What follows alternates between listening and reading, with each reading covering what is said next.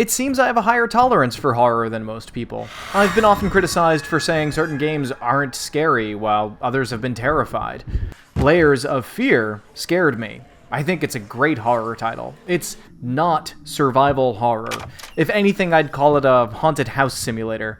You scoot from room to room in this Victorian-era mansion, embodying an artist tormented by his struggle for inspiration, along with a few other things.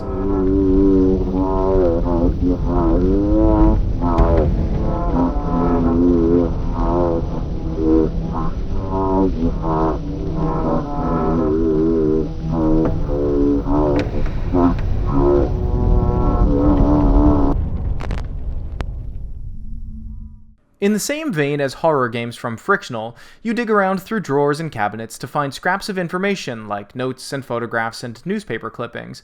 Who you are, how you've treated the world, and how the world treats you is front and center for this story as you delve deeper and deeper into the mind of this artist.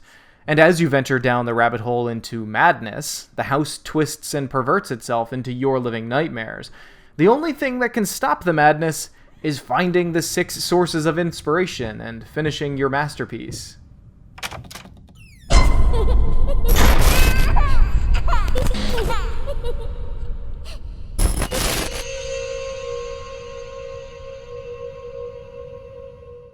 There is no combat in Layers of Fear, and there is no death, but I would definitely say there is a fail state, which feels worse than death in this game. More often than not, players are given a simple choice: left or right. Most doors will slam shut behind you and lock themselves. At times, simply turning around in a circle will change the entire layout of your immediate surroundings. But occasionally you'll run into some light puzzles, a hidden safe on a wall, a locked chest, or perhaps you'll find clues or keys to unlock puzzles and doors that you're not aware of yet. Progressing too far, or running into some of the game's undesirable entities within the mansion, will artificially place you somewhere else in the house with no option of ever going back, short of replaying that particular level.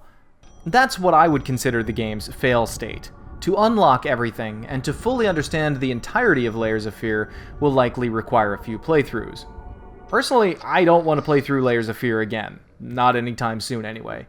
And that's not a slight against the game. If anything, it's a twisted sort of praise, and considering the game's twisted nature, perhaps twisted praise is the best kind of praise that I can give it.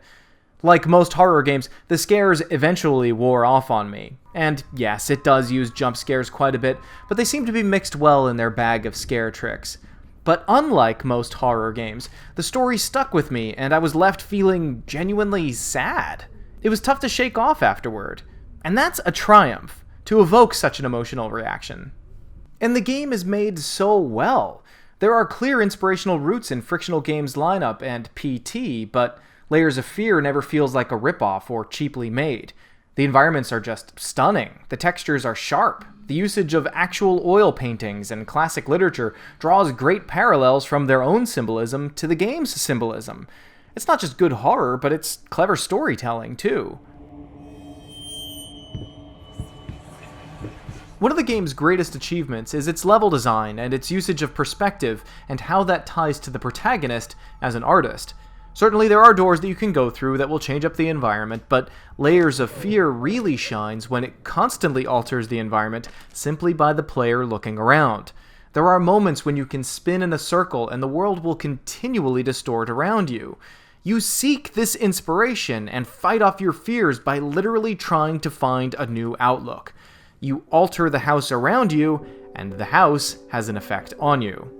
But from a more grounded point of view, one of my favorite things about Layers of Fear is how player perspective also controls when the game will trigger its spook traps. In almost every other scary game, I walk into a new area and hear frightening music or sounds, a cue that there be supernatural dealings a-going on, and I'll go off looking for what's meant to scare me. By the time I figure out what it might have been, the creepy little girl is no longer looking at me through the window, or the monster will have closed the closet door. But in Layers of Fear, the spooky sounds trigger when you are definitely looking at the scary imagery.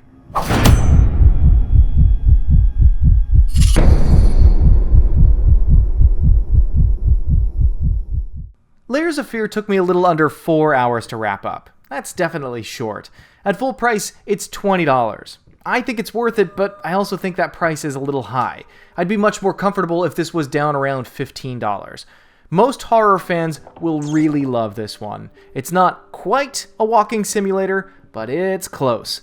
Layers of Fear's fail state left me itching with a sense of incompletion that simply dying can never do, but players who need more game in their horror might want to wait for a sale. I ran into some performance issues with some frames chugging in the final stage, but no crashes, no clipping. Overall, it's a pretty sturdy game that's easy on the eyes when it's not showing you grotesqueries. I went into the game expecting a hot disjointed mess like Stairs, or just another cheaply made horror game to hopefully get some legs out of scared overreaction videos like Daylight. But Layers of Fear is the real deal. A high watermark, with a price tag just a little bit too high, in a sea of horror schlock.